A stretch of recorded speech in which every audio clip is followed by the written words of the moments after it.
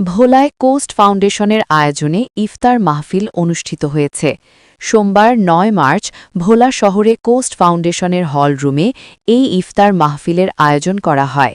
এ সময় বক্তারা বলেন, সংযম হোক সমতা প্রতিষ্ঠার শক্তি, আত্মসমালোচনা হোক ন্যায্যতার পথ। এই প্রতিপাদ্যকে সামনে রেখে আয়োজিত ইফতার মাহফিলে বিভিন্ন শ্রেণী পেশার মানুষ অংশগ্রহণ করেন। এ সময় সরকারি বিভিন্ন দপ্তরের কর্মকর্তা-কর্মচারী, স্থানীয় রাজনৈতিক ব্যক্তিবর্গ এবং প্রিন্ট ও ইলেকট্রনিক মিডিয়ার সাংবাদিকরা উপস্থিত ছিলেন। ইফতার পূর্বে দেশ ও জাতির কল্যাণ কামনায় দোয়া ও মোনাজাত করা হয়। অনুষ্ঠানে বক্তারা বলেন, রমজানের শিক্ষা মানুষকে সংযম, সহমর্মিতা ও ন্যায় বিচারের পথে চলতে উদ্বুদ্ধ করে।